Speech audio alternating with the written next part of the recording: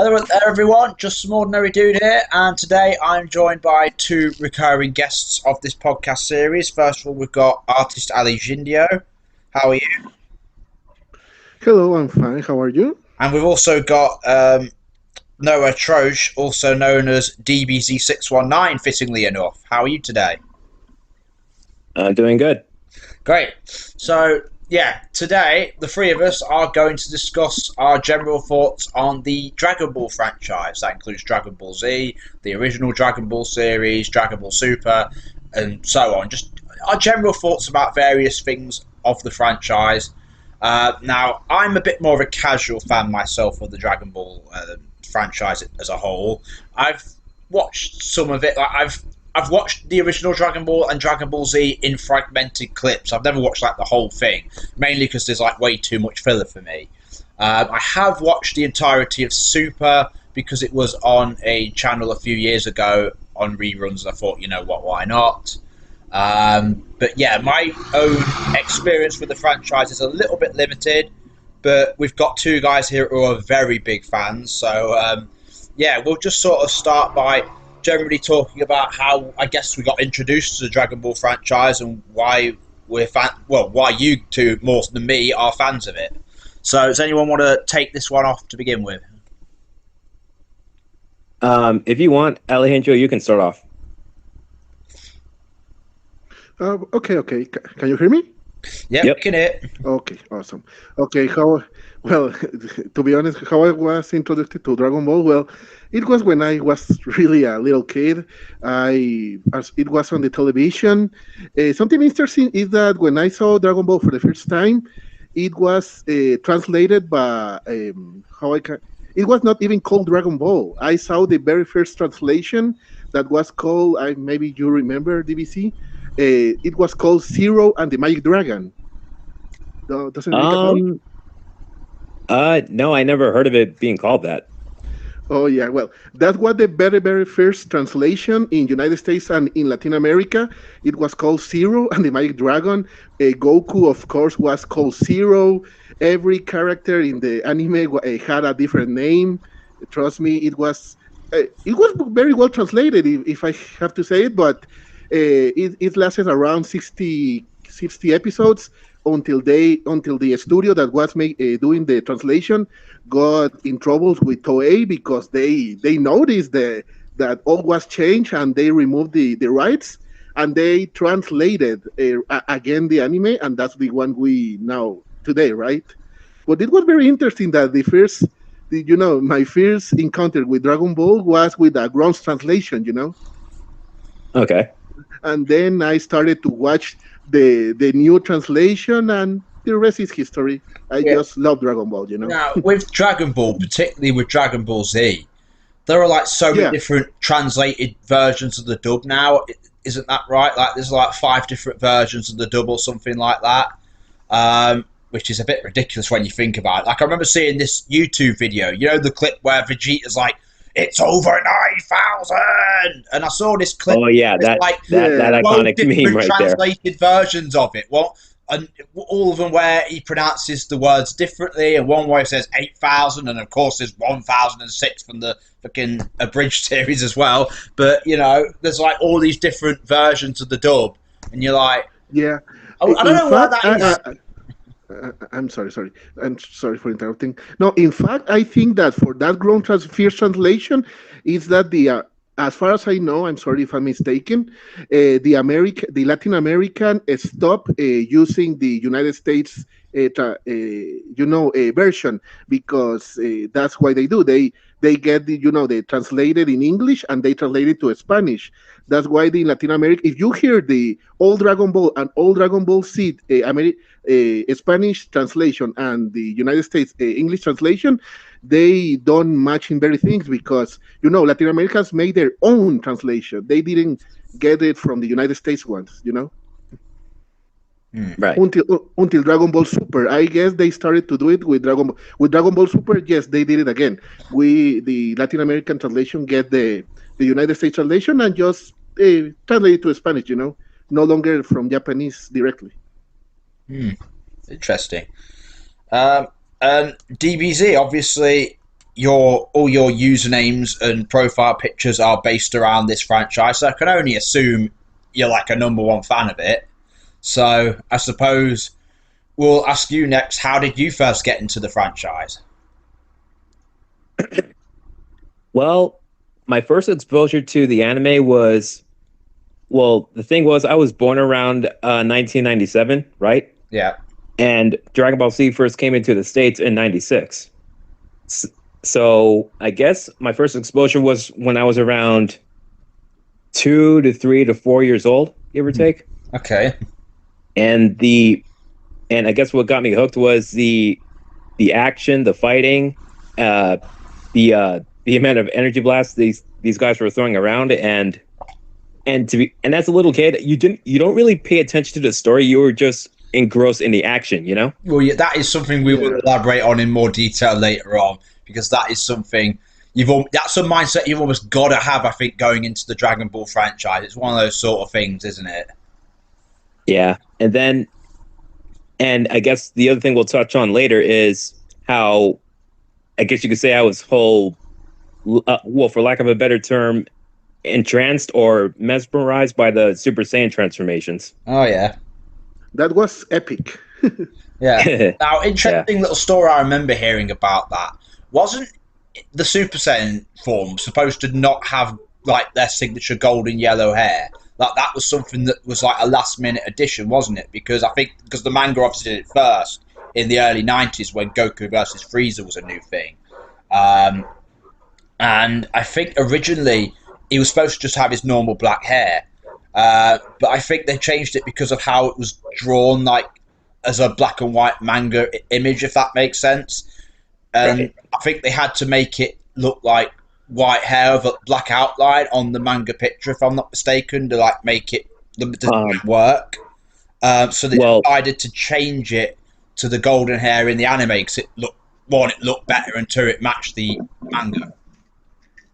Well, from what I recall correctly, according to Toriyama, he designed Super Saiyan the way he did in order to cut corners on coloring time. Yeah. And in the original printing, the eyes of Super Saiyan were red. If I don't know if you've seen that before. All right. But yeah, I guess yeah, in some iterations, I guess. But they left it blank too, in order to give it that greenish teal coloring. I guess when it would be eventually adapted in anime in the anime format. Yeah. Yeah, I guess there was a very issues with that. When the manga and the anime was were done, because I don't know if you may remember BBC, but you remember that at first Vegeta and Nappa colors were wrong in the first anime. Vegeta even had red hair. In the Arlia episode. Yeah, because by that moment, the Toriyama didn't tell what were Vegeta's colors. That's why if you watch the anime, the very first episodes, Vegeta even had red hair. Yeah, and green and orange armor. Yeah, that's correct. Yeah. So obviously, the Super Saiyan design either way ended up pretty epic. So much so that about a year later, Sonic the Hedgehog would rip off that idea with Super Sonic. But there you go. even Sonic does rip off Dragon Ball a lot when you think about it. Like most people forget this because Frieza's very rarely ever used it since his debut. But didn't he? He wasn't he the first guy to have that sort of flying pod around when he was on Namek. And obviously people memorize it more for Dr. Eggman now with his egg pod. But like that was something that Frieza did first, wasn't it? I think so, because I think did the first Sonic game come out in like 1990 or something like that? 91, so it would have been a year or two after the Namek saga would have started in Japan, if I'm not mistaken. Right, okay. Like that. So yeah, I know Sonic does rip off Dragon Ball. Like even the Chaos Emeralds are kind of a rip off of the Dragon Balls in a way. It very clearly meant to be that way, I think. But yeah, so I suppose my exposure to Dragon Ball is very relatively recent. I'm not a lifelong fan of it like you guys. Like I remember as a kid, again, I'm obviously from the UK. I think it was on one of the TV channels when I was a kid, but it wasn't like on very often, and it wasn't one that I could easily access. And I don't think it was particularly marketed very well. Like it just sort of like the way it was marketed on TV as a kid to me, it looked very generic. And I think they actually did Dragon Ball Z first, and then they brought out the original later, and they marketed it as like some kind of weird, quirky prequel, even though it was actually the original series. When I saw it, I was like, "Is this some weird prequel to that thing I've heard about?" That's how it was promoted. You know what I mean? Um, Right. yeah. So I didn't really get into it until like young adulthood. But then again, that's the same with me in a lot of things. I didn't watch Star Wars for the first time until I was 18. I didn't watch Lord of the Rings for the first time until just a couple of years ago. It's one of those. I'm normally very, very late to the party on these things. But with Dragon Ball, I guess I just sort of watched a few clips on YouTube that just came up in passing about 10 years ago. I also saw a bit of Team 4 Star, the stuff they were doing, and that stuff's really funny as well. But I just sort of gradually saw lots of clips of it, and then I just sort of looked up the franchise as a whole, found out some stuff about it, and I looked up all these episodes, and I was like, wow, really? There's like a fight scene that lasts 20 episodes long? Yeah, I want to watch the gist of it, but no thank you watching every single episode. I'm going to watch them all in like baseline clips. So I'm going to watch it all in like the main bits of the series in fragmented parts, if that makes sense. So I watch like the bulk of Goku's battle with Vegeta or Frieza, for example, through various clips on YouTube. Same with the Android and Cell saga. I mean, to be fair, you can get away with watching it like that because the Dragon Ball, the plot isn't exactly complicated. You know, there's reasons for people to have fights. They have fights. The good guys win the end. You know what I mean? So it's like you can get away with watching it like that. But by doing that and just looking up a few particular things about the franchise that I'm interested in, I've gained a pretty solid understanding of it.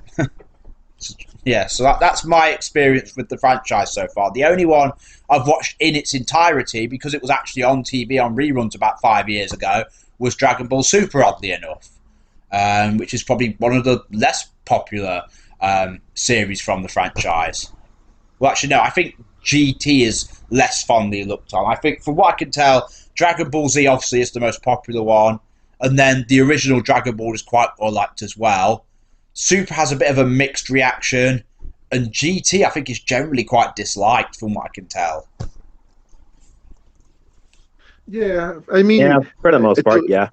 yeah, that's true. I mean, to be honest, I really love GT because I watched it when I was a kid, and I mean, it was like, oh my god, more Dragon Ball. But yeah, when I watch it as a grown up man, yeah, I could see a lot of stuff they didn't do right in that anime. To be honest. Yeah.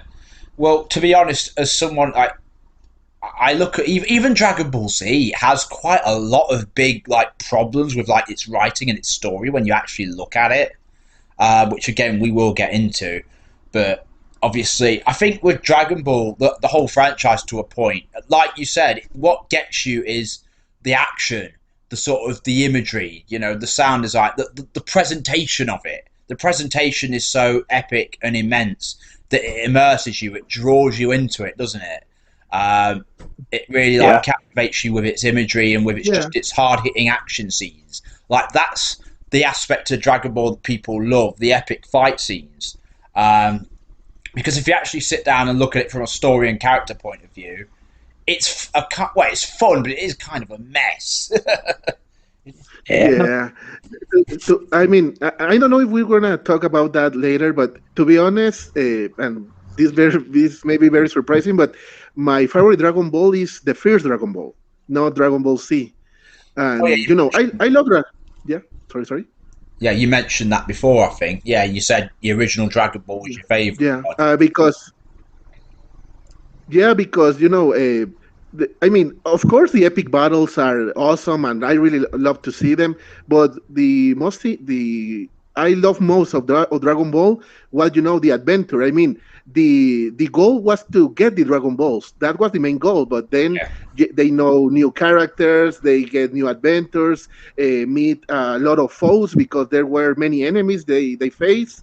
That's why I really believe that adventure was lost in Dragon Ball Z. Yeah, well, I think with the original Dragon Ball series, from what I have seen of it and what I've heard about it, and so what I've researched, it started out as sort of like a bit light-hearted, a bit more comedic, a bit more of a generic like sort of kid adventure sort of story. Like the very first arc, if I'm not mistaken, it's like there's this little green guy called Pilaf and his couple of henchmen or something.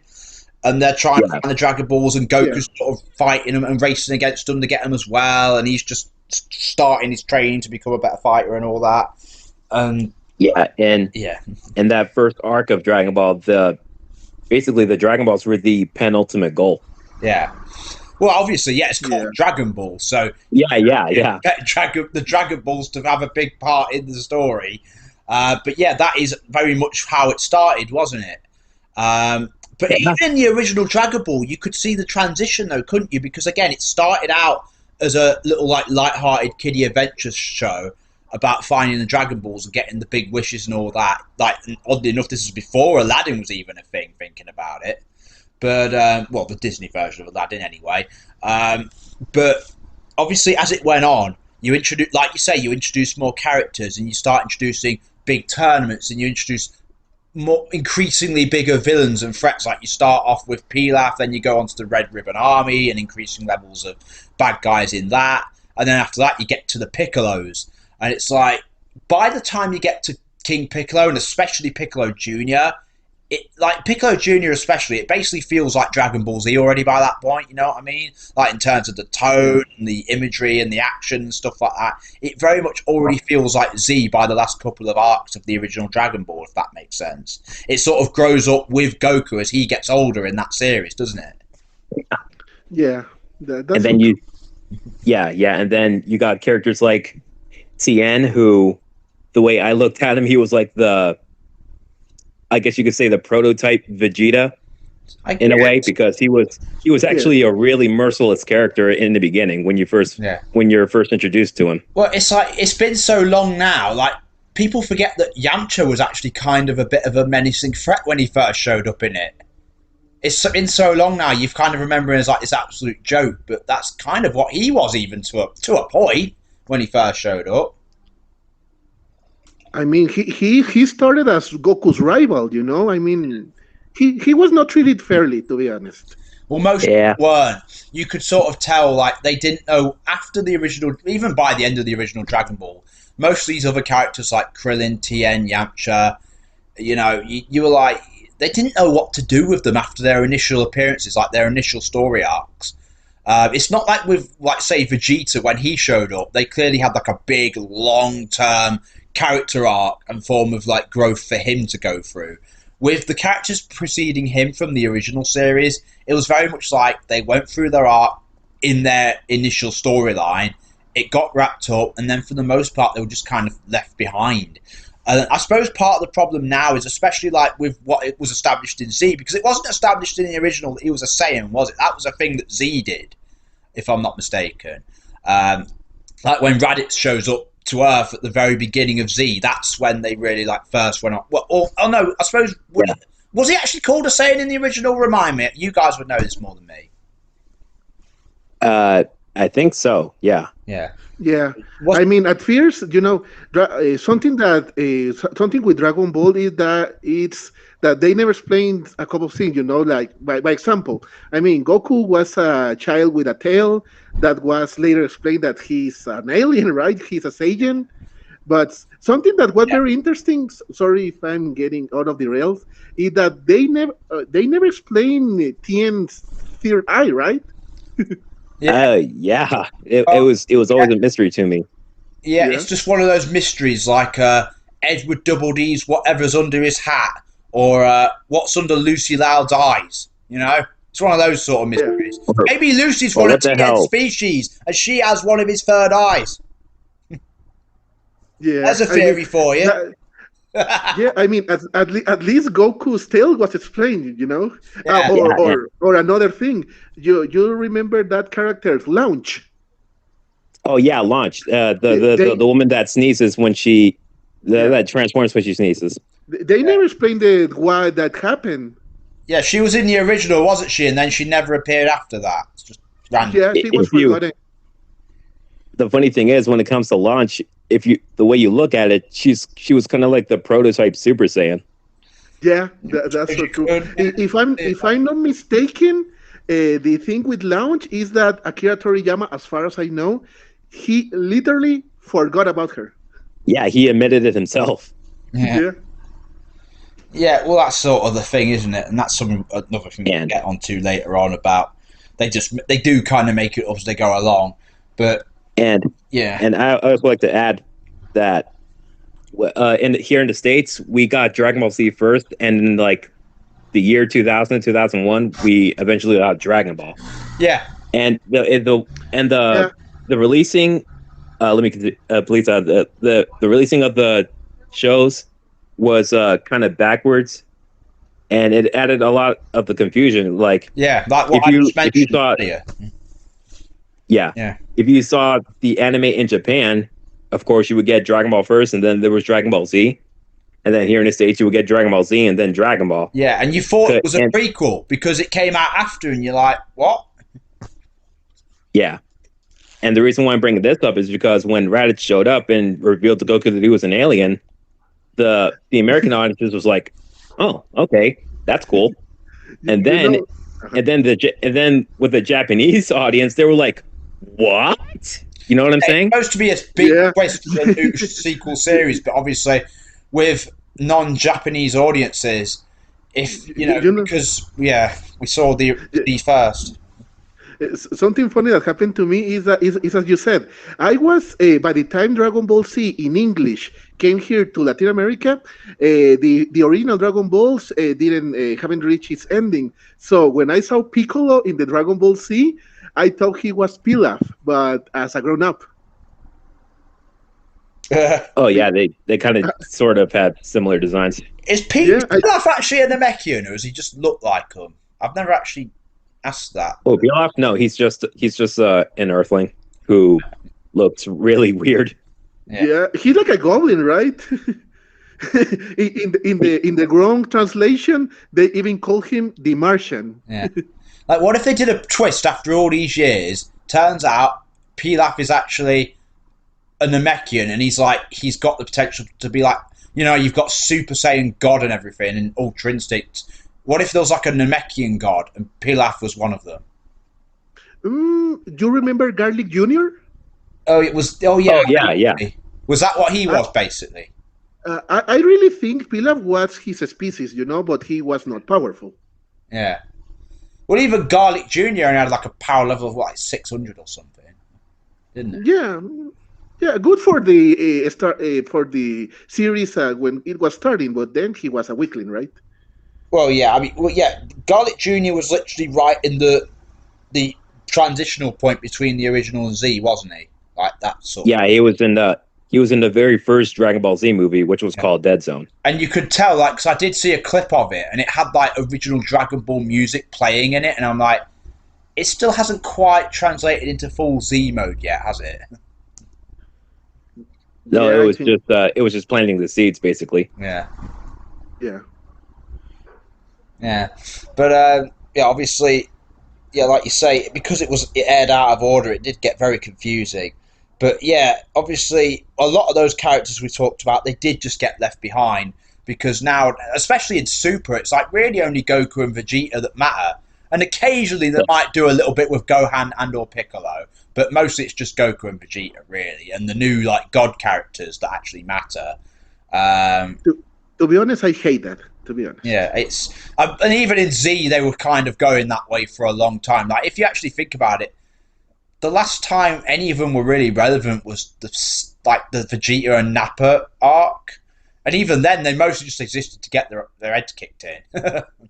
Yeah, that's so true. I mean, they didn't expect all of them to die. That was when I was a kid. That was wow. Damn, are they really dying one by one? Yeah. And that would have been a big thing back then. But obviously, at this point, death is so inconsequential because they've all died and come back so many times. And it's like, yeah. Yeah, by that moment, there was this issue that if you died twice, you could not be revived again, right? But originally it was once, yeah. But then in the Namek arc, they came that, oh no, don't worry, our dragon can revive you many times. Really? As long as it wasn't due to natural causes, anyway. Yeah. At least they haven't removed that because they did. The Super Dragon Ball can. They've introduced Super Dragon Balls, which basically have limitless wishes, as far as we know. So with those balls, you could pretty much revive anyone from anything, no matter how many times you want it, theoretically. Well, yeah. At least the Super Dragon Balls cannot be. You cannot get them very easily, right? They are planet-sized. I do have a bit of a theory as to how a human could get them, but I'll go into that a bit later on. But yeah, I suppose what we've got to talk about, with Dragon Ball Z, with the Dragon Ball franchise, aside from the fact that a lot of characters get left behind, and when you actually think about it, that's kind of similar to the Loud House in how so many characters in that get fucking left behind and forgotten about. But apart from that with Dragon Ball, the other issue kind of is that the story is a bit of a mess in certain places. And I think part of the reason for that is because of the logistics behind the making of Dragon Ball, especially with the anime, because I think they normally would do the manga first. Either way, they make it as they go along. Like, they don't plan things out long term, do they? It's not, like they'll do something here that makes sense in this moment, but then later on they'll do something else and they'll make that old thing make no sense. For example, let's take the whole thing with like the Red Ribbon Army and Dr. Gero from Dragon Ball Z. Now, let's actually think about this for a minute. Dr. Gero used to work for the Red Ribbon Army that was in the original Dragon Ball, right? Okay. Yeah. Dr. Gero was, with a little bit of research and additional help, was capable of creating these androids that for some reason was stronger than Mecha Frieza. I still don't know how that makes any sense. For years, this was like the most powerful mortal being in the universe that nobody could touch him. But this random Earth scientist could make androids that were way stronger than him. Like Trunks could just ace his way through Frieza easily, but couldn't beat these androids, 17 and 18. And it's like, how are these androids stronger than Frieza? Like, when he was revived by, allegedly, the universe's best scientists, okay, they were probably rushed by King Cold, but even so, these two random humans are turned into cyborgs or androids by Dr. Gero, and they're substantially stronger than Mecha Frieza. And I'm like, okay, that's a bit of a push. But if Dr. Gero is really this brilliant scientist, one of the best scientists ever, that he can make like androids stronger than the universe's most powerful beings, why the fuck would he have worked for that idiot from the Red Ribbon Army who wanted the Dragon Balls just to make his height a bit taller? You know what I mean? Like, what? Why the fuck would Dr. Gero be working for that clown? Why would he I have an answer for that. Sorry, but go on. No, you carry on. Yeah. Okay. Well, look, I think we spoke about that before, but I think DBC, if I'm mistaken, feel free to tell me. Okay. As far as I know, as we talked before, Akira Toriyama, the original plan was to finish Dragon Ball in Frieza saga, where Goku will turn in the legendary Super Saiyan. He will defeat. That was the original plan. Yes. Yeah, I mean, he will defeat the strongest in the universe, and of course, he will become the strongest in the universe. That's it. That's the Goku's legend, the legendary Super Saiyan, the strongest. But as far as I know, Toei Animation, they asked Akira Toriyama, no, dude, you cannot end Dragon Ball here. We need more. It gives money. You have to continue, and that's where the androids came, and it doesn't have any sense. Doesn't make any sense. Yeah. I mean, I could sort of understand with Cell, because, like, at least with him, he was, like, created out of all the best warriors in the universe put together. So I could sort of understand it there to a point. But with the regular human androids, I'm like, really them being stronger than Frieza. I'm not sure that entirely works. They are last minute characters. I believe they are last minute made characters. Yeah. I mean, well, you could sort of tell it didn't work that well because they didn't stay the main villains for very long. Like, they started out as first Dr. Gero, I guess, was the main villain of the arc, and then he dies pretty quickly. And then they're trying to do this stuff with the android trio, and it wasn't really working. Like, it had some great action scenes, don't get me wrong, but the whole story wasn't really like gelling well. So I think they decided, oh, let's just we need to do something else. So then they brought Cell into it, and obviously that took off and became the main aspect of the narrative. And then I heard again they were going to end it after Gohan and Cell's Ultimate Battle. That was another point where they were thinking of ending it, but then they brought it back for the Buu saga and everything like that. So I have heard like multiple stories about where Dragon Ball Z was supposed to end. Some say Frieza on Namek, some say Gohan and Cell. You know, either of which could have been a pretty solid ending. You know what I mean? But you know, money's money. They have to bring it back to do more. And we got the Buu saga, which was okay, but probably the most flawed part of Z.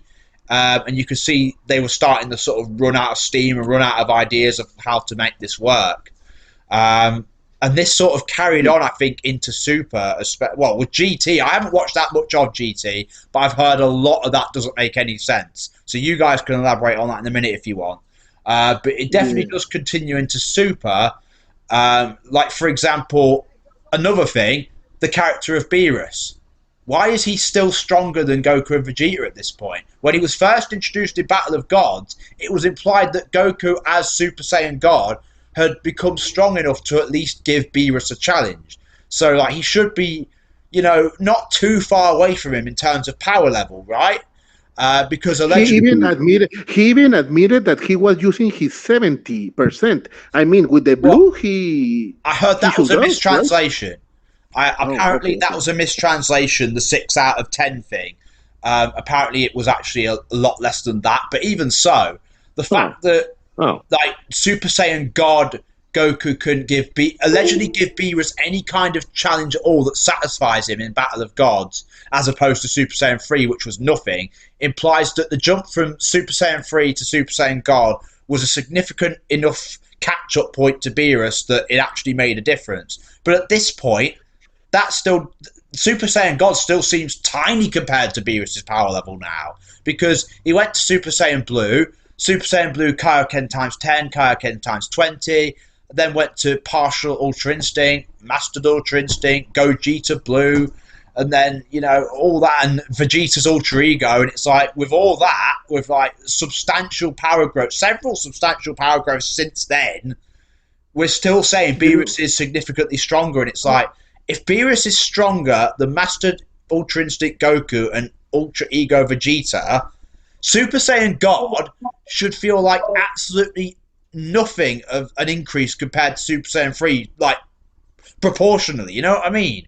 Like, clearly that wasn't something that was originally planned to be this way. It was meant to be that Beerus was surpassed fairly quickly, and that would have been it. But obviously they kept deciding, no, he needs to be this moving goalpost. And it's like, it doesn't work, because you're like, well, hang on a minute, how does Jiren fit into all this? Because Jiren allegedly beat a Goddess Destroyer that was stronger than Beerus, right? That was the whole thing about him in the Tournament of Power saga. And it's like, well, hang on a minute. If Beerus is stronger than Master Ultra Instinct Goku, then he should be stronger than Jiren. But then that should make Beerus way stronger than all the other gods. And it's like, a lot of people point to the battle in the manga, and I'm like, well, technically Beerus didn't beat all the other gods on his own. They were ganging up on him. He avoided them. Belmod then attacked the others. They all started beating up each other. And Beerus and I think that other little yellow rat guy were the last two standing. And Belmod was also pretending to be out so he could win. But it looked like, yes, Beerus is one of the stronger gods of destruction, but he's not like massively above the others. So if Jiren can beat Belmod, then he should at least be on par with Beerus, if not stronger than him, right? But that's not what we're getting now. That's not the impression we're now getting, because Beerus is this moving goalpost, and it's like the logic just doesn't add up. You know what I mean?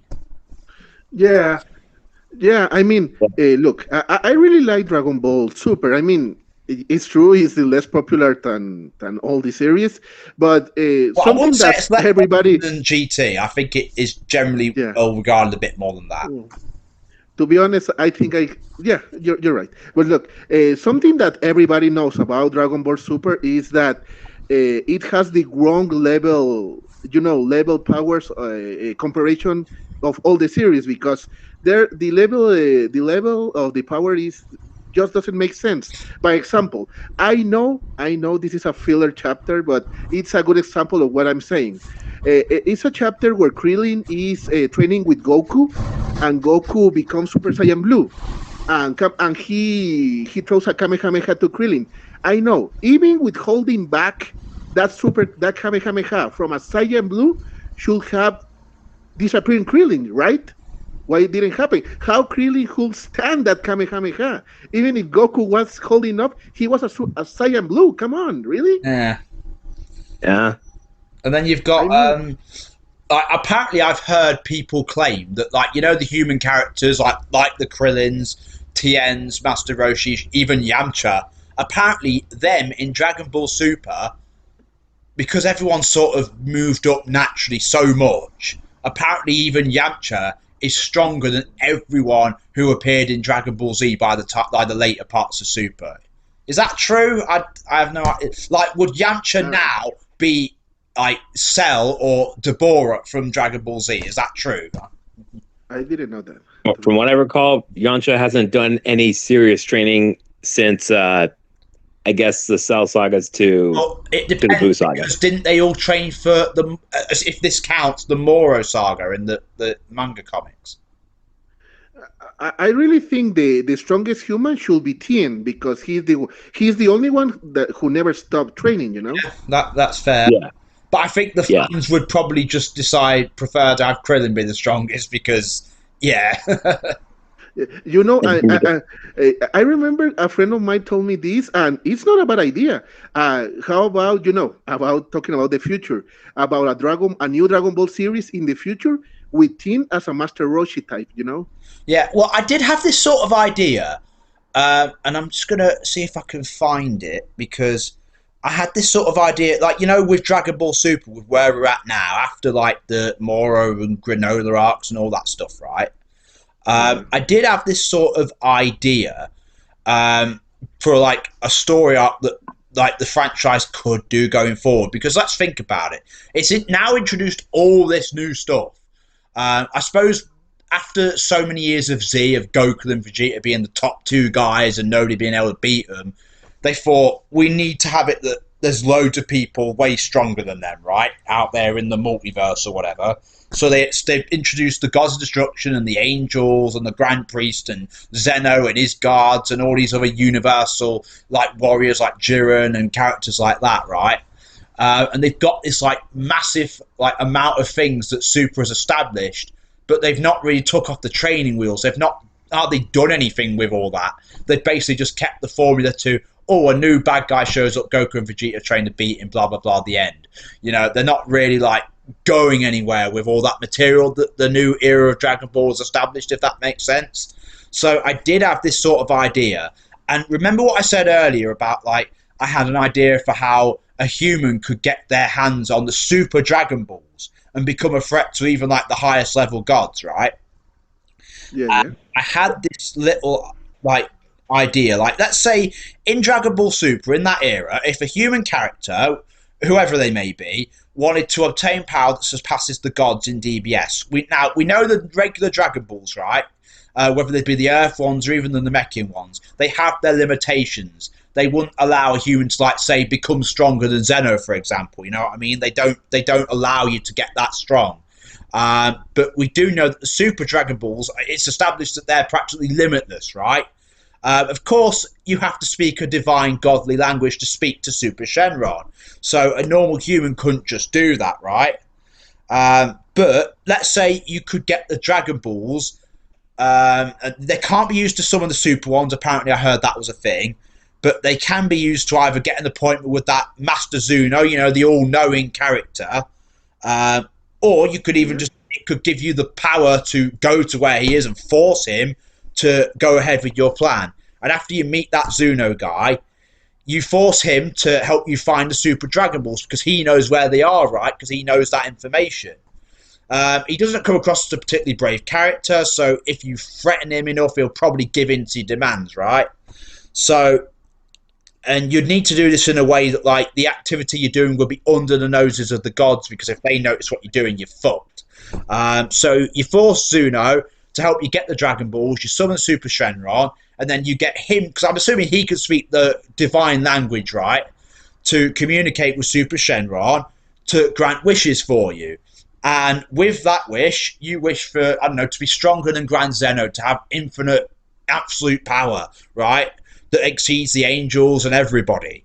And at that point, a human character could be the most powerful being in the multiverse and be a threat to even the highest level gods, right?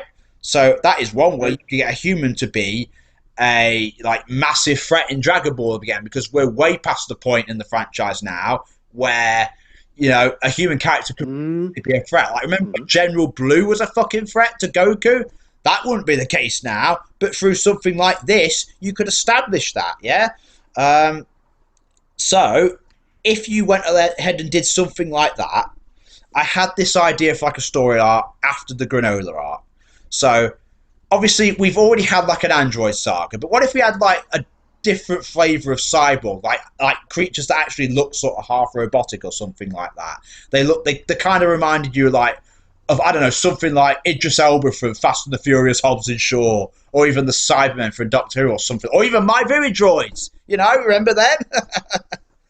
And let's say... Yeah, I remember that. Okay, and let's say they start showing up, and at first, some of them are relatively weak, like the human characters could beat them, and that allows you to give some of the human characters some epic fight scenes. If you have a series of, like, a group of villains of varying strength levels, you could have some that are strong enough to challenge Goku and Vegeta, but you could also have some at the lower levels that the likes of Krillin or Tien could fight, and it gives them a chance to have some action scenes for a change, because they've been out of focus for so long, haven't they? So let's say you've got a threat like that that shows up, a group of these like sinister like cyborgs or aliens or monsters or whatever, and it allows all the different characters to have these fight scenes, right? But also at the same time, another like human character is introduced, and he meets all these gods, and he thinks, okay, I could speak to them. I could maybe like do some good in the universe with them. And what he realizes when he meets the likes of Beerus and Champa and all these other guys, and he realizes so many of them are lazy or incompetent, they don't give a shit, they don't really do their jobs. Like, we've seen that most universes are under the mortal rating that Zeno and the Grand Priest are happy with, right? Most of these gods, like Beerus and Shin and all that lot, they're very incompetent, right? That's a running theme in the Dragon Ball franchise, isn't it? So let's say a human character, he decides, right, I don't really care much for these gods. I think they're a bunch of twats, but he thinks, he goes to like Beerus and Whis' world, and he tries to convince them, and they just tell him like Beerus just tells him the bollocks it. He's a blunt guy, Beerus, isn't he? He'd be like, who the fuck's this guy telling me what to do, you know? And maybe, you know, he'd go to like a few of the other gods, like King Kai and all that, and eventually, maybe he'd go to, now correct me if I'm wrong, with like Supreme Kai characters, can they actually create life, like their own life forms? I'm sure I read that's a thing. As far as I know, they are creator gods. Yeah, but like they I'm not create sure. their own like worlds and life forms and species and stuff like that. We never see it, but that is something that it could do, right? And let's say this human character, after he doesn't get along with Beerus, he goes to his, I guess you could say, life force connected partner, because we know that Beerus and Shin are sort of connected, aren't they? Through, if one of them dies, the other dies. Yeah. The thing is that they kind of touch up on Shin's origins in Dragon Ball Daima. Do they? Yeah. I have to watch that. Oh, I've never seen that. But I was thinking, yeah, it's like he goes to like the world of the Kais, and he meets Shin, Kibito, and Elder Kai, and all that sort. And maybe he meets King Kai as well, because why not? And he sort of like convinces them, like, I have these ideas for like these you want to increase your mortal rating, right? The mortal rating is the second lowest in the multiverse or something after Universe 9, was it? Or something like that. And I have this idea of like all these advanced species. And they go back in time, they create a species, they go back to the present to see how they evolved. It's like an experiment he does with these gods. And they all leave, or there's nobody there. There's like a planet of ruins, right? And they think, oh, it failed. Our project failed. Turns out later on, the cyborgs have been terrorizing everybody. You know, the ones I just mentioned a few minutes ago. And this is going somewhere. But anyway, he suggests all these big changes to the universe to improve their mortal rating. He has all these like great species that he wants to create. And eventually, he falls out with all the gods, including the Kais. And it turns out that those cyborgs that have been terrorizing everyone are his creation. That's what he and the Kais made, right? And they actually help him recruit or kidnap Zuno to help him get the Super Dragon Balls. He then uses them to become a being that's capable of overpowering and overthrowing Zeno. And then this human character takes over the multiverse.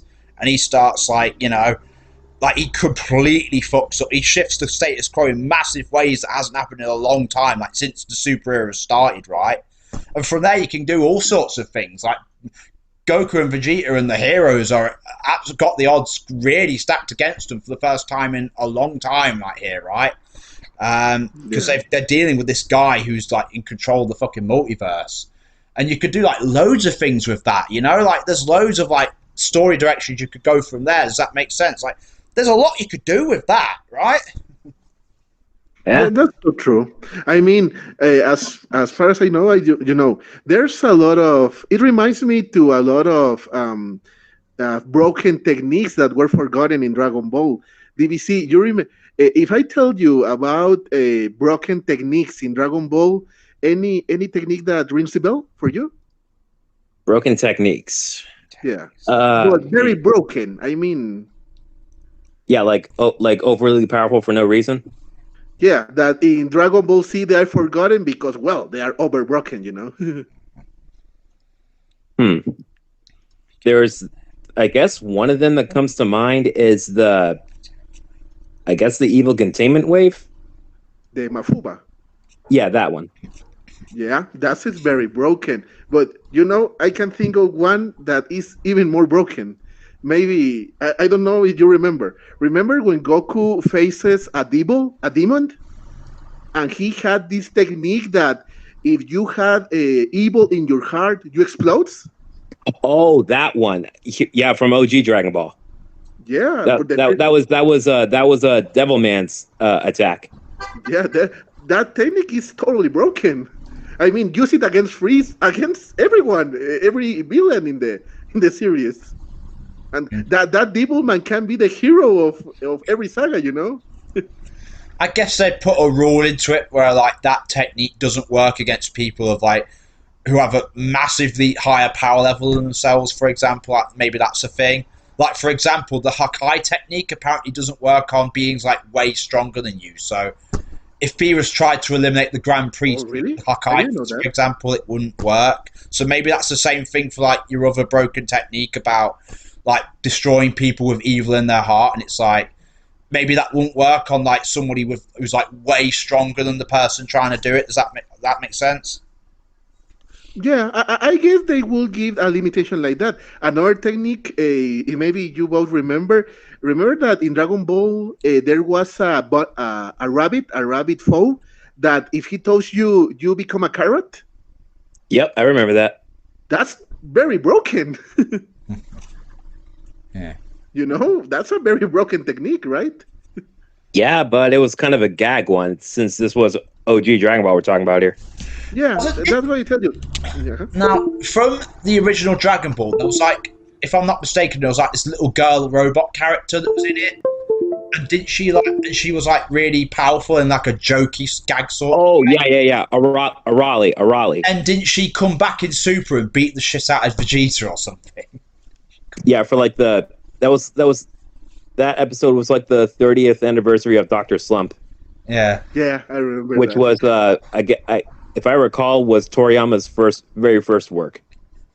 Yeah, Yeah. I think that even Master Roshi says something about those broken techniques in the tournament because he says that Goku, Vegeta, and his friends they are just raw power. I mean, they are strong, but they can. But at that moment, they cannot deal with people with special techniques. You know, that's why he's there to deal with them. And that makes very sense if you ask me because Goku may be all powerful, he's the strongest, but how about if he faces a foe that can trap him in another dimension or in an illusion, Well, yeah. Goku That's the thing. Like, raw power cannot help you there, right? well, I suppose, yeah. But wasn't there an episode of Super that did a little bit of something like that?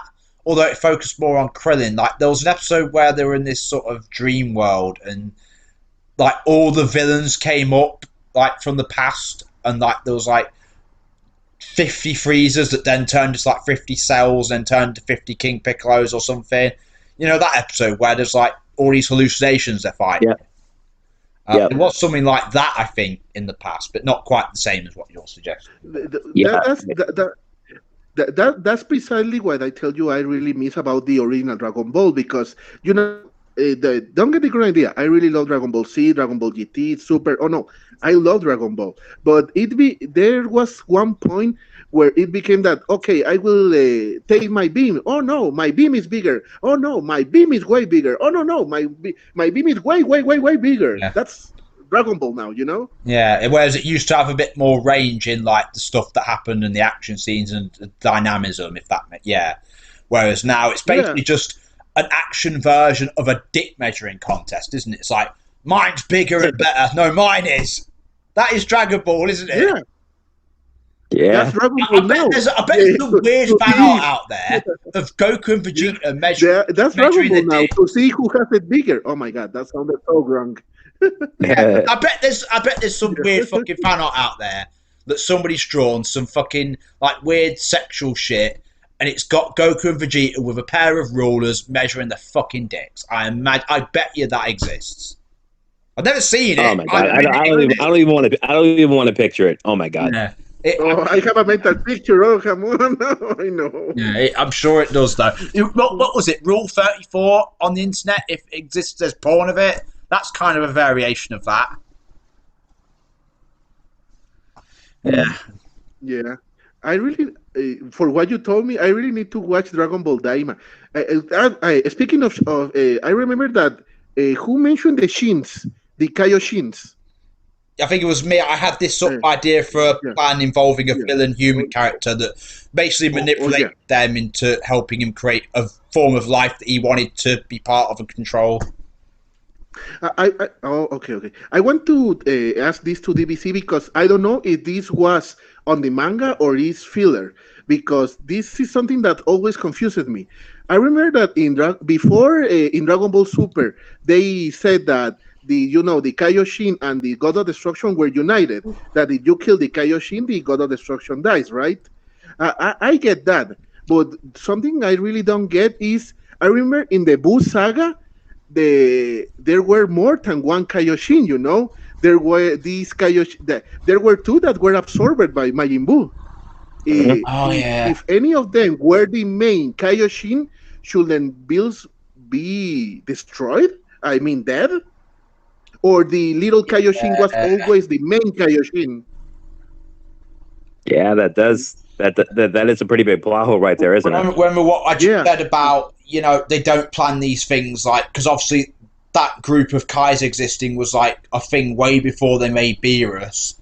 And obviously that's something they didn't think about when they made that rule about Beerus and Shin. I think what they said was that when there was a grand Supreme Kai, wasn't there? And then there was like several other Kais like underneath him. That was the original thing when Majin Buu was roaming around. And I think there was like there was like a hierarchy ladder of sorts. Yeah, and when you got they all died, like you got King Kai. Yeah. You got King Kai, and then you got the Grand Kai, and then you got the Supreme Kais. Yeah, and then I remember that. 4 Sorry. guys, haven't you? Yeah, I remember there was this guide with, and this explanation was not bad. That the the King Kai that was connected to Virus was the one that Majin Buu absorbed when he became fat.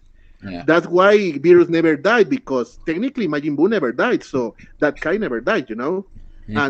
And later they decided to do the ritual to make the little Kaioshin the main one, I think they that makes sense. explained it that basically when all those other Kais like died or got absorbed, that whole thing, that connection to life with Beerus just automatically transferred over to Shin, which I guess for Dragon Ball standards you can sort of, it's contrived, it's not that bad, you can sort of get away with it. What I actually think is more of a plot hole and more of a weird contrivance is the fact that, again, in the original like Universe 7, right, the main universe, there was a hierarchy of these Kais. There was the Grand Supreme Kai, and there were several other Supreme Kais, and a Grand Kai, and all that. Why then, in all of the 11 universes that we've seen, are there just one Supreme Kai and maybe like one guy beneath them? Why isn't there like a group of Supreme Kais in each of those other universes that Majin Buu didn't invade? So, like... I think if you ask me, that it will be like who was that Kaioshin that became Black Goku? Remember? Zamasu. Or Zamasu, as he was originally pronounced in the Japanese. He was like a disciple of the Supreme Kaioshin. So if you ask me, I believe that all those guys that were in the main universe, well, maybe like apprentices as well. Students maybe, and the fat one was the very Supreme Kai. That's what I believe, right? I mean, if you put it that way, that does have a lot more ground and more sense. Maybe. Yeah, I mean, I think that explained it very well. I mean, I just remember that one guy there in YouTube explained that, and I said, well, that makes sense, Yeah. Yeah, there are a ton of other guys out there who are way knowledgeable and in depth about Dragon Ball than us three suckers right here. Well, you two are lifelong fans of it. You should know. but oh my God, Dragon Ball Super. A lot of things that doesn't make sense, but there's one thing I wanted to tell you. I think we spoke about that before, but something that really never made click with me with Dragon Ball Super is in the tournament. That I remember saying that if Jiren just gets serious for 5 minutes, he finished the tournament in 5 minutes. Yeah. He just needed to get real 5 minutes. Well, but that's the case with every single arc since Dragon Ball Z. If Frieza got serious for 5 minutes in Namek, that saga would have ended. You know what I mean? Yeah, that's true. Same with like Cell or the androids or Majin Buu or literally any other like arc in Dragon Ball. If the main antagonist got serious much earlier on, what I mean? It would have been over. Like in Namek, Frieza basically gives Goku and Vegeta the chance to catch up with him. It's like when they first arrive on Namek, you could have, if Frieza just went straight to Vegeta when he turned up on Namek, for example, he could have just fucking fucked him in the ass and killed him in seconds, right? I really believe in Frieza's case. I mean, he got, he had the confidence. He got, naive.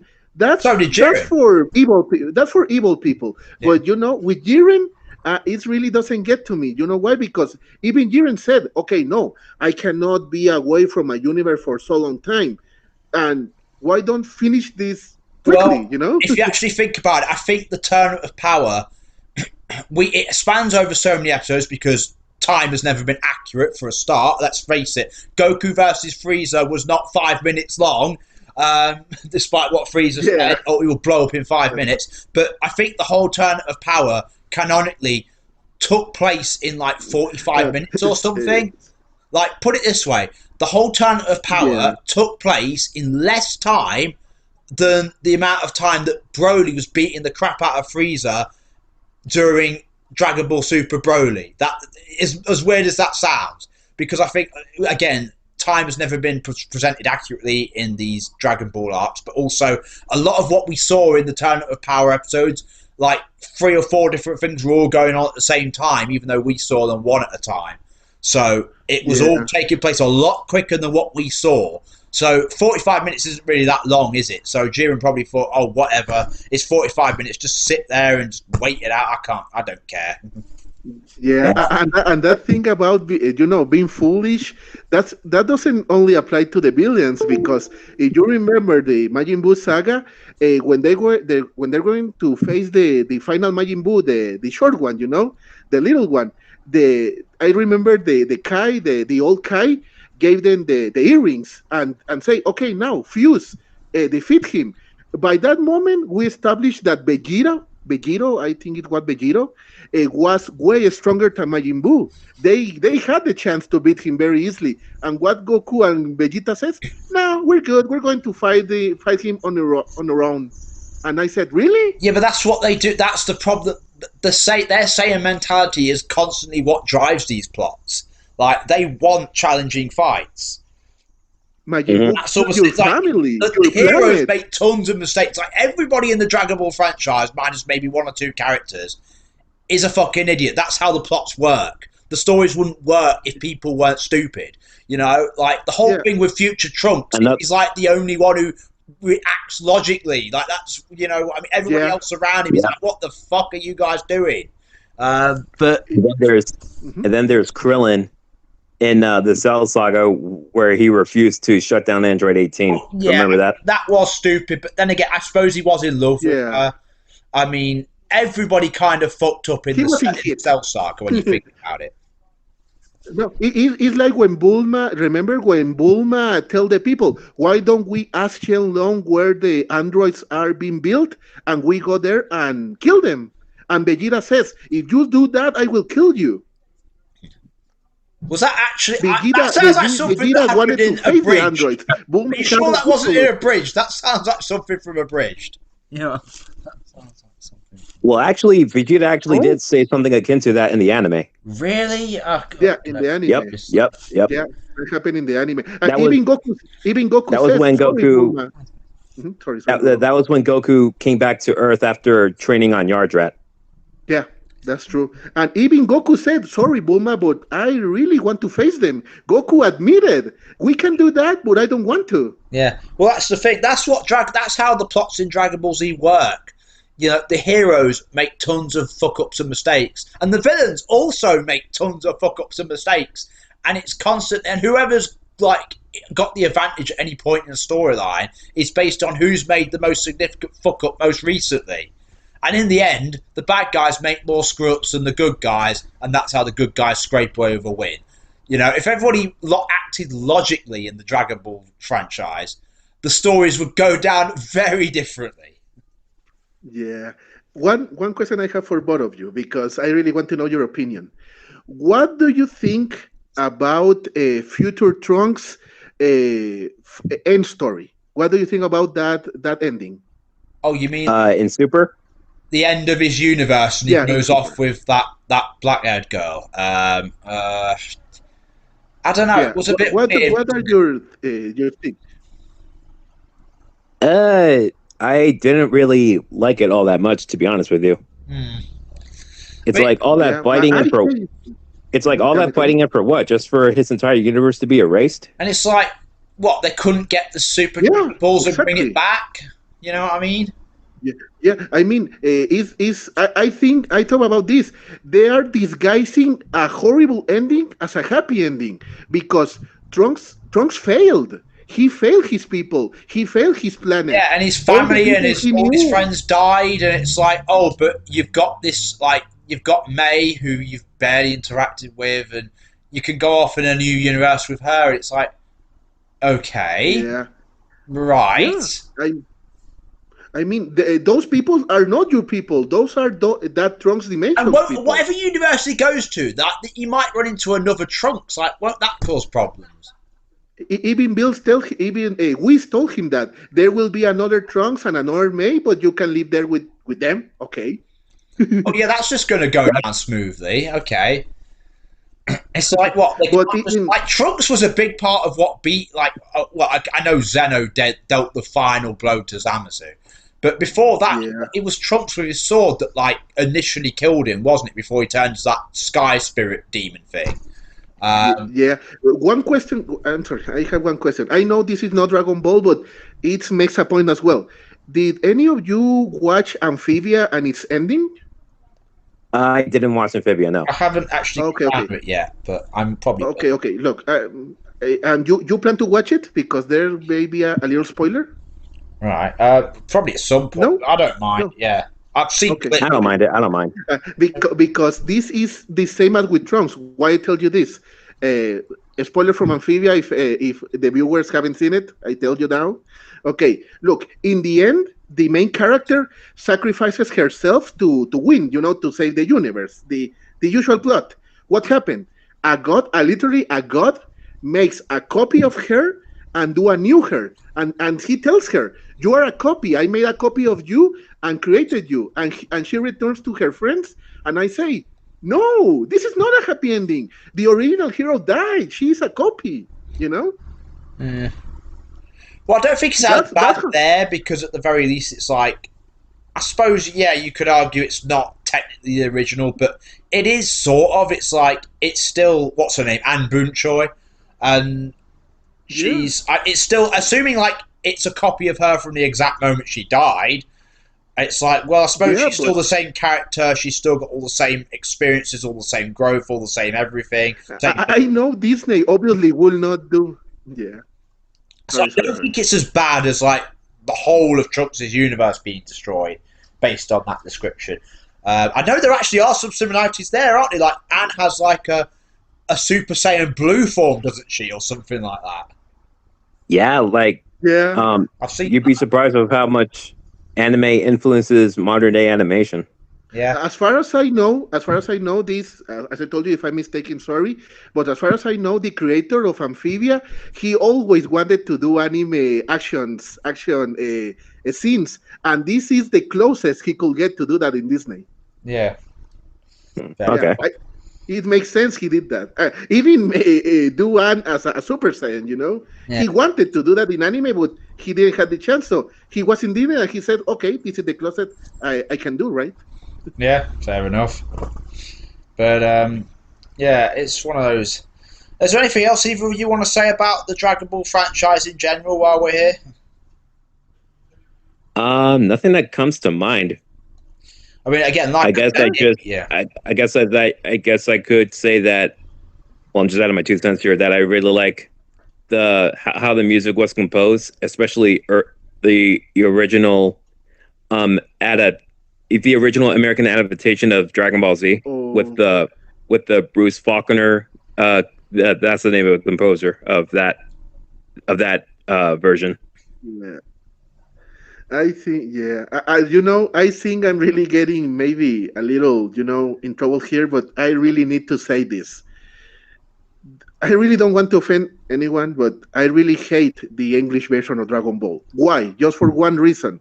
Why do they take all the Japanese music and replace it with other music? I really hate that. I remember that one time I watched the opening of Dragon Ball Z, but in English version with a different, music. Oh my God, I hate it so much. Are you talking about the theme song called "Rock the Dragon"?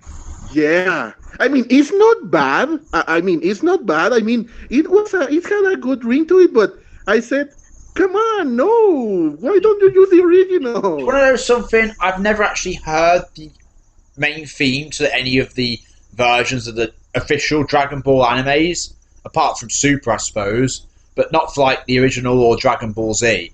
When it comes to Dragon Ball Z, the only theme I've ever heard is now, whatever the fuck that abridged theme is. There was this Dragon Ball movie. I think it was The Plan to Destroy All Saiyans. I don't remember very well what movie was, but I remember we were in the climax. I was watching the Japanese version. I was in the climax, and there was Gohan fighting with someone, and the moment was very deep. Was tense because they were in the climax. I remember that this movie had the option to change to other languages. By curiosity, I changed to the English version. The moment I changed to the English version, this rock music started to to sound. And I said, what? I mean, in the original version, there is no music, there is no sound because it's a tense moment. But in the United States version, there is this rock music in the middle of the fight, and I said, "What?" It didn't make any sense. I mean, they even add music in parts where there should not be any music. Yeah, I don't know. Again, I've never actually watched the original Japanese version of it, so I can't really comment if I'm honest. I know, like, even with like the dubs, for example, each different, like, again, there's been several different translated versions. Each one has like different music. Like, for example, I think the original, like the first like dub version of Dragon Ball Z, wasn't it a guy called Bruce Falconer who did the sound? Yeah. I just mentioned him. And then and then after that, Dragon Ball Z Kai then had its own like different soundtrack that had its own unique feel to it. That again was very different to Bruce's soundtrack, and you can sort of tell like when you're watching the different versions of the shows. Yeah. The Bruce Faulconer one was the one I grew up with. Yeah. I mean, with Dragon Ball was one thing. I mean, it was good, even bearable, but I know it's not the team. I'm sorry, but I have to mention it. But the one that I really cannot forgive is Digimon. Oh my God, what they did to Digimon. I never really watched Digimon, so I wouldn't really know. I mean, I know the theme song, but that's as far as I go. Yeah, I mean, yeah, you're lucky. Trust me. With animes in general, whether it's the original Japanese versions or even the dubs, I will give them this. They have some of the most amazing like intro themes, don't they? Like take Pokemon. Like you got Yu-Gi-Oh, you got One Piece. Like no one ever was. Oh yeah, no. With Pokemon, I have no issues at all. Pokemon was a really good job, but no, come on, with One Piece, no, please, no. I mean, maybe the first translation of. You ever watch the first translation of One Piece? The one that was made by for kids. I know what. Oh my God, no! You are lucky. Don't watch it. Trust me in this. Don't watch it. No, with animes, my exposure to them is very limited. Again, I've watched Dragon Ball Z and Super in like very fragmented bits over the last few years. Other than that, the only animes I've really ever watched were the ones that were out on TV when I was a kid, which for me were Sonic X, which is basically just Sonic the Hedgehog, Beyblade, the original 3 Beyblade animes, V-Force G Revolution, that sort of thing. And I remember something called Battle Beat'em that you might not remember. The Bakugan? Battle Beat'em. I know Bakugan was around the same time, but there was something called Beat'em. It basically sort of picked up the slack after Beyblade ended for a while. I haven't heard of that one. Yeah. And speaking of Beyblade, the one I actually watched episodes somewhat was the Metal series. Yeah, like Metal Fusion, Metal Fury. Yeah. Yeah, but no, I mean, as I told you, the translation, the original music with Pokemon, I love all the teams because Pokemon, they did an outstanding job. I really don't care if they don't use the Japanese. I mean, I even don't like the Japanese Pokemon, to be honest. I like most the English version. But with Digimon, it happened with me the same with Dragon Ball. I watch a lot of Digimon in Latin America where they use the original Japanese soundtrack and everyone. And when I saw the English version, no, I really hate it. Fair enough. The Digimon rap, oh my God, that's a sin, dude. The Digimon rap is no man, it shouldn't exist, to be honest. Yeah, that's my opinion. Of course, if you like it, well, you like it. Well, if you hate the rap, then you most likely hate the rap theme song of Dragon Ball GT. Yeah, you mean the English versions? Yeah. Yeah, I hate them a lot. Yeah,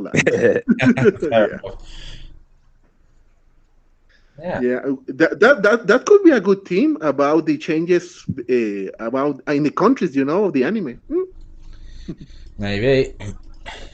Well, the saving grace of nowadays is that they kept they for the most part they kept the original Japanese soundtracks, and and a whole lot of anime shows, not just Dragon Ball. Yeah, that reminds me. Speaking of Dragon Ball, have you ever heard Dragon Ball in other languages? I mean, besides Spanish and English? I have not. No.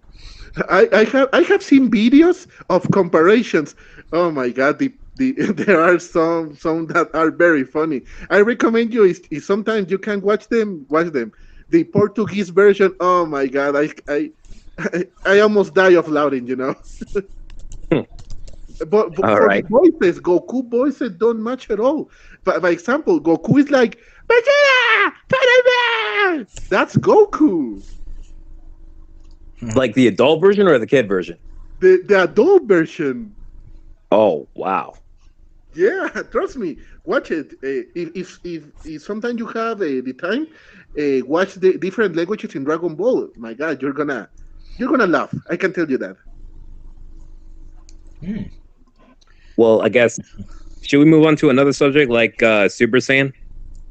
We talked Sure, about sure. that at the start, didn't we? Sort of. Well, Oh, Yeah, but we didn't really touch too much into it. We were just talking about how it was. Well, basically, we talked about how it was conceived and all that, and how it looks. yeah. And I just want to touch on it a little bit more, like how what I liked about Super Saiyan was, you all know the phrase "less is more," right? yeah. Yeah. Well, the thing about Super Saiyan is that it's not overly designed. It's just Yeah. you got the dude with the slightly spikier golden hair along with the flaring aura, and that was it. Yeah, Fair enough. I remember that. And I think it's because of that simplicity is that why it's one of the most iconic transformations in anime, Yeah. if not the most iconic. And then So you've true. got Super Saiyan 3, where the hair is about as big as they are, and it's like, here's a funny joke that some people have brought up over the years. What if Raditz ever turns Super Saiyan 3? Imagine how He would that have- hair, you know? he will be like Rapunzel, maybe. Yeah, he made Rapunzel jealous. Yeah, but that reminds me something that I forgot to ask about transformation. Thank you for saying this, DVC. There's something I never understood. You remember Gohan King Kai transformation, where his hair is still black? Oh, you're talking about the Mystic Gohan or Ultimate Gohan form, right? Yeah, the mystical Gohan transformation. There's something that I never understood. That's a transformation that replaced the Super Saiyan 3 or he can, how can I explain this? While he's in that transformation, the mystic form, he can turn in Super Saiyan, to make to be even more powerful? I guess if I recall correctly, the way I see it, that form is like he has the boost of Super Saiyan as long as having that slight look in his hairstyle, like how it's all spiked up. Yeah. Without fully needing to transform, if I recall correctly. It's been ages since I watched DBZ through and through, so I could be wrong there. Yeah, I mean, it's like, let's say Gohan reached the Super Saiyan 3. It's like he no longer needs that transformation, right? I mean, probably. I don't know. Yeah, The ultimate thing is exclusively Gohan's thing thus far. And let's not even get started on Beast Gohan from the superhero movie. Yeah, I remember Yeah. that. Yeah. The only good thing about that movie was Piccolo transformation, to be honest. Yeah, I did like it. Orange Piccolo. Because I mean the super what was the name? The Super Namekusein is canon now, because you remember there was a movie of the Super Namekusein, the Super Namek. Yeah, I mentioned something. Now he is canon. yeah. Yeah, that's fair enough. Yeah, and about thinking about transformations, what was this? What do you think about the Ultra Instinct? I mean, I kind of liked it. To me, it was pretty refreshing because for once it wasn't just another version of Super Saiyan. Yeah, Like, come on, man. let's be honest. At that point, it was becoming Yeah. Yeah, it was becoming like oversaturated at that point. Yeah, like So for Ultra Instinct to be its own thing, I'm sorry. Yeah, because obviously with Ultra Instinct, it's a new gimmick, isn't it? It's a different kind of power. Whereas with Super Saiyan 1 and 2 and 3 and God and Blue and all that and Kaioken is whatever, it's just straight up my power level has increased. And it's the multipliers basically. They're multiplier transformations. Whereas Ultra Instinct, it's a specific thing, isn't it? It is a power, but it's not like a raw power based transformation. It's more of like a skill that you acquire. It's like a mental transformation. You become one with your body. It's a state of being. Yeah, it basically allows you to like become like super fast and like move quicker than like the other person can respond and so on. It's like, again, like the name implies, Ultra Instinct. It's a unique kind of transformation with a different gimmick, with a different set of logistics and rules to it. Whereas Super Saiyan 1 and then Super Saiyan 2 is it's just the same thing again, but we're even stronger now. And it's like, I do kind of like Ultra Instinct, and even like Ultra Ego to a point, because it's different. It's like, it's not just as like, technically anyone could achieve an Ultra Instinct or an Ultra Ego form. Like, only Saiyans could be a Super Saiyan. Like, feasibly, in theory, Tien could be Ultra Instinct. He probably never will. Yeah, I mean, it could happen. In the end, it's just something that makes you like very sharp, like very fast, right? Yeah. But something that I never read. I have to be honest here. I have never read the manga. I mean, not very much of the manga, but as far as I know, in the manga is Master Roshi, the one that tells Goku about the Ultra Instinct, right? He kind of schooled Goku about it a little bit. Yeah. I never read them. I honestly never read the manga myself, so I will admit that. I only know, but I do get what you're saying. Something that really gets. Oh yeah, something that this is something personal, but something that really gets me is that this is where I told you about before, that now again, the Latin America translation gets from the English translation, and that's good. But something that's about that is that at first, when I watched Dragon Ball Super the first time, I watched it in Japanese because it will take a lot of time to be translated, right? But the original name of the Ultra Instinct is in Japanese is Minate no Gukui. That the closest translation to that, as far as I know, is the selfish wish. Huh. That's pretty interesting. And I said, that's a really cool name. When I saw the Ultra Instinct, I said, really? I mean, the selfish wish sounds very epic, Right. That's something that is really sometimes I don't like about the translation, because I know the Ultra Instinct, yes, it sounds good, it makes sense, but it doesn't, it's not the right translation, Yeah. By the way, Alejindio, if you're getting a notification just now, it means that I've paid you for that commission I spoke to you about earlier. Yeah, I got it. Thank you very much. The one that I spoke to you about yesterday, Noah, the one about Kumi and Jackie. Yeah, I remember. Yeah, I remember. I got it. Yeah. Yeah, but that's what I tell you. I mean, I like the translation, but I don't know. It was something, as I told you, very personal, because when I saw it in Japanese, I said, "Wow, what a cool name!" and it's a technique. When I said the translation, I just got disappointed. Yeah. So, believe it or not, we're almost 90 minutes in. So, I'm just going to say, ask one last time, any quick final points you want to make before we wrap this one up? No, I pretty much said everything I wanted to.